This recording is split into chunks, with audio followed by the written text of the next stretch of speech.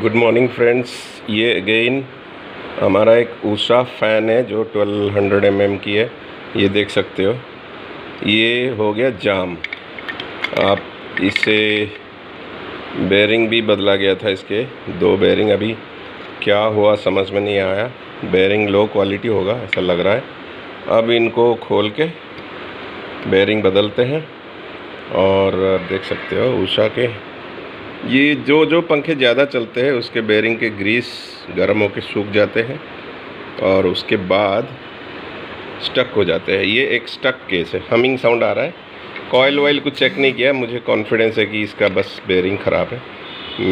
मैं बहुत कॉन्फिडेंट हूँ। अभी इसको खोल के देखते हैं। अपोलो LX ये कलर कोडिंग है। खोलता हूँ मैं अभी। तो फ्रेंड्स ये वायर अंदर कर दिया, अभी इसको खोलते हैं।